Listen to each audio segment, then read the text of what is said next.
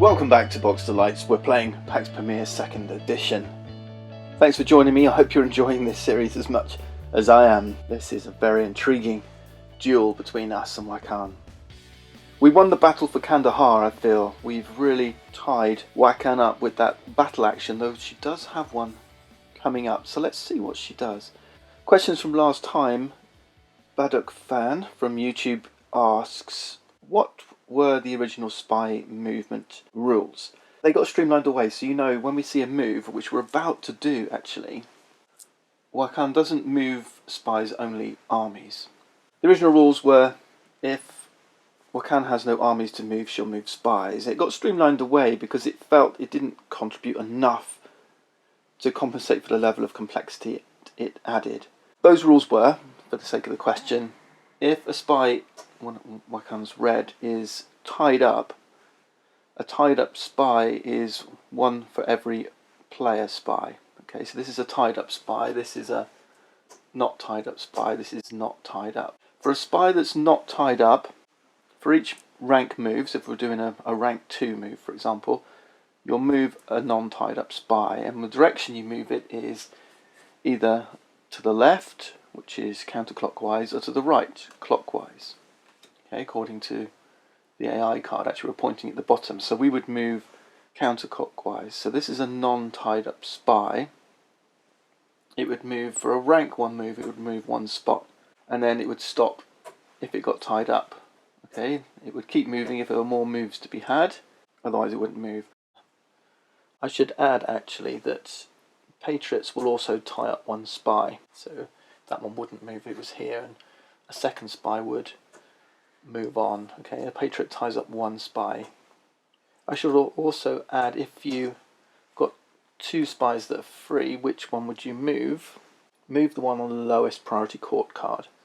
So in this case it would be, if there was one here as well, let's put it here, because that one would be tied up. Highest priority is opponent's card, so that one wouldn't move. Then matches favoured suit, that one does. So this is the one that would move, that's the lowest priority one. It likes protecting the favoured suit because these are bonus actions. Remember, spies are acting like as kind of guards against hostage takers when they're in Wakhan's court, and when in your court they're acting like hostage takers trying to tie up these actions from you. If you want to include it in your games as a variant, then feel free. The idea of moving to tie up player spies is that the theory is you're putting spies on important cards, and cards that you consider important are therefore important to Wakhan. So it's kind of leaning on players' intelligence, if you like. Does that make sense? The fact that I've left a spy here may be incidental, or it may be that I'm worried about that card, I want to protect it, or maybe I'm trying to attack a card and take it hostage, and you moving her spies will allow her to release those cards from being under hostage. That's the idea. I like the rule, but yeah, I see it. It adds, every layer of complexity that got added to the game takes a little bit away from the playability. All right, playability means Wakhan's turn happens quickly. You don't have to think about it too much, and you can get on with your turn. But if you're happy to add layers of complexity, then there you go. That was the spy movement rule. But as it goes, Wakhan is moving. She doesn't move spies. She will look to move armies first, and this time she's trying to move armies to places where we've got tribes, there are none, so now she's going to battle. Wakhan's pragmatic loyalty is yellow, so that's significant. Now we've managed to tie up the battle action, and she does have 1 down here, so this might become a target for us, because that's a nice way to, you can see what happened last time. We took away her last tribe from Kandahar, which took away court cards. That's a great tactic to use against your opponent, whether it's Wakhan or another player. If they've got tribes out there, they're the target of attack. Now in 1st edition, enemy armies would act as defence. You couldn't take out tribes until all the armies were gone. I kind of liked that rule from 1st edition. Now tribes are so much more vulnerable, which means your political cards on your court are so much more vulnerable, but it does make for a more dynamic game. With the 1st edition rules, armies tying each other up became kind of a little bit of a stalemate, because you just pile armies in, protect your tribes. Now it's in second edition, it's a little bit more dynamic, all this stuff that's going on, as you saw in the way that I managed to wreak havoc with Wakhan's hold on Kandahar, despite the fact that there were Russian armies here. So she's got a rank 1 battle action. She's yellow, so she's looking for this region. She's going to take out armies if there's no tribes. Okay, that's action number 1. Once more, if there are multiple regions in which she could battle, then this becomes your tiebreaker. Okay, just work from left to right. Radicalise now. Remember, we're in vanilla radicalise. There's a dominance check in the market, so she's going to try, with no coalition dominant, to put cylinders out on the board. She's got 1 rupee, so she can afford these cards. We've got 1 cylinder here, 1 cylinder here. She's going to pick up Muhammad Shah, which was the card I wanted. Typical, huh? It's a political card as well, so she's building up her tableau size. She already controls Persia. It's going to go to the right of her tableau, so it's going next to Muhammad Lal. And she's going to place a tribe, an army, and yet we're still in intelligence. Remember, that event card doesn't allow changing of favoured suit anyway. Was she Russian? Okay, so we're spreading the influence of the coalitions. It's interesting because in a solo game, Wakhan kind of acts like 2 players. Because I'm British, she kind of acts like Russian and Afghan, hence why 2 lots of stuff's coming out. So it's harder for players, unless they work together, to get a coalition dominant. So it kind of feels like a 3-player game. And you can add Wakhan to your 2-player games, actually, to make it feel like a 3-player game. So we're in Persia. Wakhan still has control. The favoured suit is still intelligence. She has a move action. No armies to move because we've got no tribes on the board. And she doesn't move spies unless you want to use that alternate rule. Now this dominance check is not moving down. We're both avoiding it at the moment. I don't have enough coins to reach it. I've got no coins. She's only got 1 coin. The market is full of coins. There's a lot up here and they're just not moving down. Now what can happen if this situation happens? Another dominance check is going to come out soon. If and when it does, if there's 2 dominance checks in the market at the same time, then you immediately trigger a dominance check. Okay, it says if discarded, resolve a dominance check. Okay. And, well, there you go. As if by magic. And this is unfortunate because we're the wrong side of this. That means we're going to discard both of these. This is going to shuffle down. I'm going to refill the market in a minute. But Wakhan's special radicalise action, getting that extra tribe out, has managed to pip the victory points. A successful dominance check is when one coalition has dominance. An unsuccessful one just says who has the most cylinders in play, and it's 3 points to the one who has the most and 1 point to the second player. So we're still going to get points. But first blood goes to Wakhan, 3-1. She's only 2 points ahead, not 4. So you can see if this happens again and she gets 3 points, she'll go to 6, I'll go to 2. We could end the game here at the 3rd dominance check. That struggle is over. And we know potentially it could be a little while before we see the next one. That gives us a chance to take stock and form a new plan. She's got a strong foothold in Persia. And look at this market. We've got Persia, Persia, Persia, Persia, Persia. We've got a load of Transcaspia. So I've got a feeling this episode might be Pax Persia. And then Transcaspia. I could get an early foothold in Transcaspia with that coming up. Or we could just fight the fight. We do need to discard this event now as well, so we can once more change the preferred climate. Probably want to get armies over here to take out Persia, which means I'll need a road here. If I switch loyalty to the Russians or the Afghans, I can start taking out these And I can do that with either of these. This one places roads and is leveraged. This one places tribes. I think, man, this is tough. I mean, I could take both. I could stay British and take this one. Do I give up what I've got? I think I'm going to take this one and then pay to take this one. For my turn, I've got a hand size of 3. Yeah, 2 plus the 1 from Harry Flashman. I've got a free action, which is a gift or a betray. I've only got 1 coin. Right, that's going to end my turn, so there's not much for me to do here. Back to Wakam.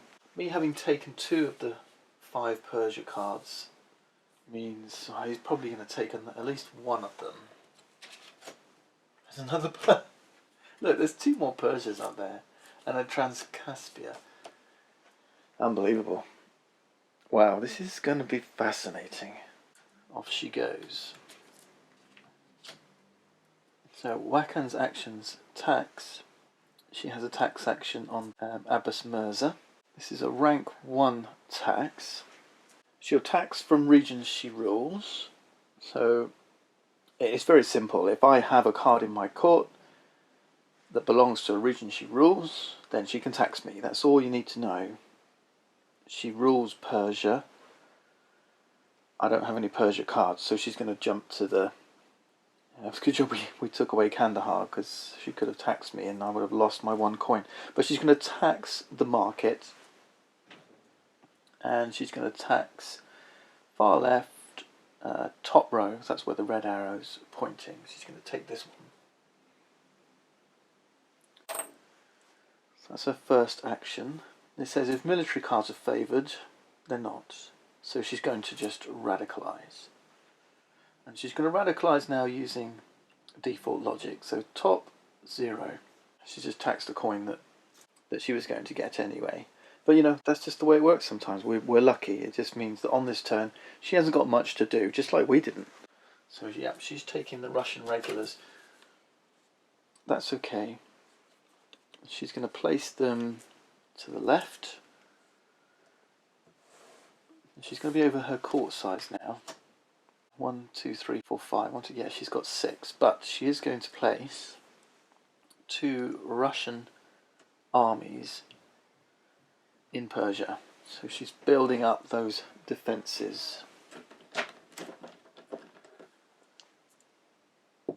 Not that she can do much with them. She's got to be able to battle. It might be time for me to switch to Russia. Yeah, maybe I should have taken that other card. Yeah, I got the Afghan one. And then she's going to change the favoured suit. I often get those two confused. Intelligence, economic. Military, political. That means fruit markets becomes a free action. So I'll move. There's no tribes for her to move, and then build. So she's going to spend 2 coins to build in a region she rules, which is Persia. So Persia again. So that's 1 more army, and it's going to be Russian.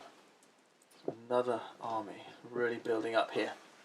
That's all her actions done. So she's got to discard non-political, non-leveraged, non-patriot, most player spies, fewest spies.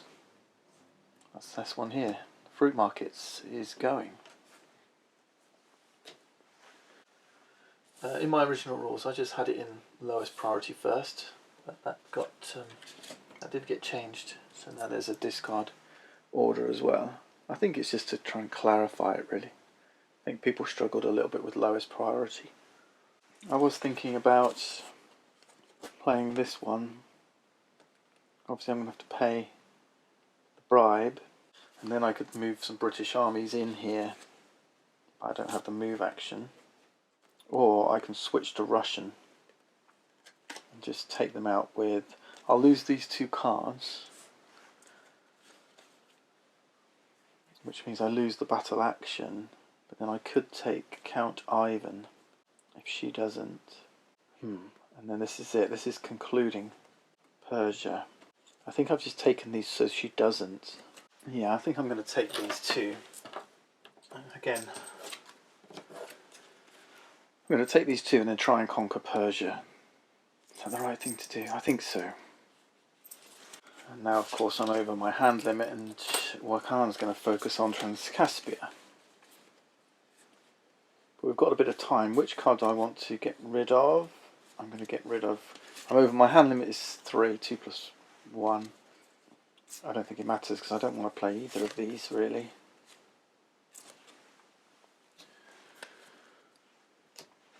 Hey.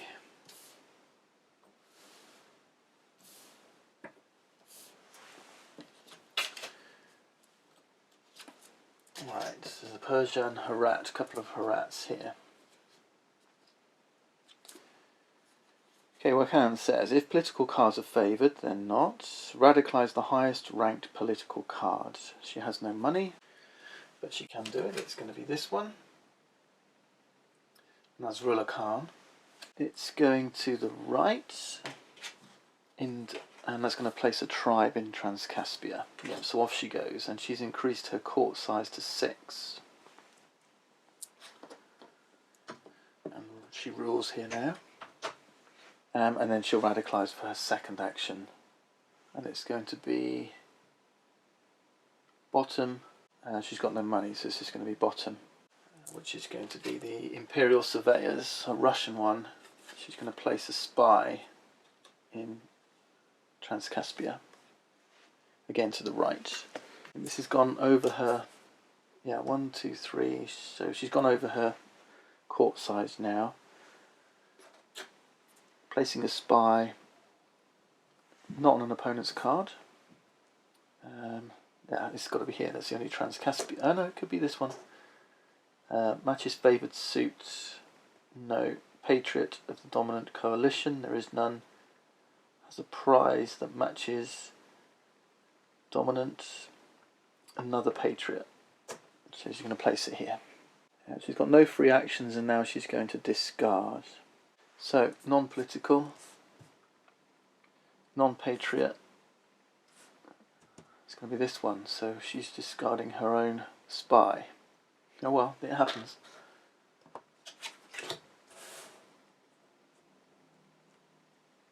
Now she's back down. That's a high-ranked card as well. It's a 3 move. Still, she wants to keep these. Wakhan's a little bit in a tizzle at the minute, which is good. We've got her kind of reshaping the landscape of her game. And this happens, once her tableau's reached a kind of an unstable state, she's going to readjust and refix her strategy, just like we did, really. Right, still no sign of that third dominance check, but that's fine. We kind of expected a little bit of a gap here. And now we're going to switch. We're going to switch things up, and we're going to play one of these Russian cards. And we're going to play maybe both of them actually. Confidence failure is going to get discarded. Most players must discard a card from your hand. I'm alright with that.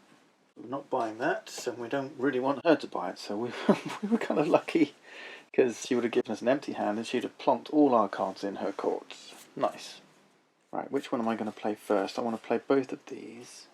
I think I'm going to play this one, get some coins. I'm going to place it this side. Switching loyalty to the Russians. These go, because they're both British. So we're doing the same as Wakhan. We're kind of rebuilding. 2 roads in Persia. Now the Russians are dominant. It was a good time to do this. I'm actually going to place one here and one here. She controls Persia, so we have to pay the bribe. She has 2 tribes in the region, so we have to pay 2 rupees as the bribe. So it's 2 coins. So I can play this one as well. Again, I'm going to have to pay 2 rupees because it's Persia once more. But I do need to get it out, really.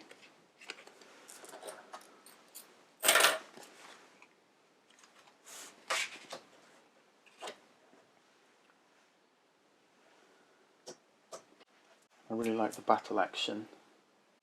I'm going to get the coins back now with my free action. I'm going to tax. We don't rule, so I'm going to have to take my 2 from the market.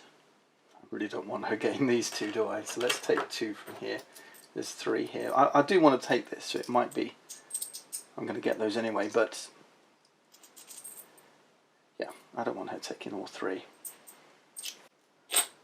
And then we refresh. So this goes, if discarded, all players immediately discard a card from my hand. I've only got 1 card. So yeah, this one goes as we anticipated. It's quite a small stack, but I don't think it's... Yeah, we've got Sikh merchants in Lahore. You know, I really want a political card. I really want to get tribes out, and that's kind of shaped my game in this playthrough so far. The fact that I've just not been able to get any political cards. We've got this one up here, Ranjit Singh. It's almost within reach. I've got 3 coins. But we're not there yet. I'd kind of like to get... If I don't get Persia, she's got Transcaspia. Punjab is something I could go for, because then I can tax. Yeah, so this would be a good card for me to get, because then I could put tribes in the Punjab, and then I could tax Wakhan and keep her out of money. Right, let's see what she does. Her court is loaded at the moment, and she's going to try and tax me. Yeah, that's a shame. She's got tax and then betray. So yes, she's going to do both of those. She rules Transcaspia and Persia. I have a Persia card. I'm protected from 2, but she's taxing for 1 anyway. Which tax action does she use? I think, but they're pretty much the same. They're both 1 ranked political cards. It's just going to be the highest numbered card. This one's 75, this one's 90, so she's using Nasrullah Khan. And then she's going to betray. She's got 1 betray icon, which is going to cost 2 rupees. She can only betray where she's got a spy, and she'll only betray where there's a loyalty prize. There isn't one, so she's not betraying. Which means she's going to radicalise. So she's radicalising top number 4. Spending some... Yeah, she's going to spend 4 coins. She's spending for 4 coins. Interesting. She's got 5. So top 4. 1, 2, 3, 4. She's taking... She wants one of these economic cards. The City of Ghazni. It's going to the left. Something's going to disappear though, because she's now over her court size. Probably going to be this one, isn't it? She's placing 3 roads and 1 army in Kabul. I'm Russian, so she's now placing the British, so typical. She's neutralised that Russian dominance. Kabul is here. And in the roads, she's going to look Transcaspia first. Persia we can't go. Punjab. Kandahar. She would take a free gift action now, but she's only got 1 coin, so she's not going to do that. And she's going to end her turn, but she's got to clean up first. So non-political cards first, then non-patriots. So yeah, the one that she's just placed is now going. It's done what it had to do. It served its purpose. And that's cool. That's pretty good play for Wakhan, actually. Okay. Oh, there we go. The next dominance check has appeared in the market. So let's think about what we want to do, given that. I think take money, take money. I know I want this card. And at the moment, it looks like we're going to struggle to get a coalition dominant, so we want more cylinders out. So this is a no-brainer. We're going to battle and remove these tribes first using Count Ivan. So this is a rank 2 battle action. Getting rid of those. Persia's now free. We've overthrown Persia, which means these go. We're going to lose our 2 spies, that's fine. I should have kept them here in my court as little guards, shouldn't I? This is why putting spies on political cards, I mean, I was thinking I could use them to betray, but it's much cheaper to just overthrow. Second action. I still don't control anywhere, but I can take more coins. This is a free action, of course. So let's tax for 2. I'm going to take these 2. And as my second action, I'm going to take this. That's my second action, so I can't play it yet, but I'm money rich. And this one says Persian influence. I do not pay for Persia cards in the market. So yeah, this is cool. I kind of like my chances now, actually. I think we're getting really strong in Persia. And overthrow is working to my advantage. These armies are working to my advantage. She does still have a battle action, but she's not taken it yet. We've got some cards up here that are going to move to intelligence. This one moves to political. Nothing's moving the climate to military, so this is really working in our favour. I think the battle for Persia is ours. Next time, Transcaspia, and it may well be that I'll be in a position to take that dominance.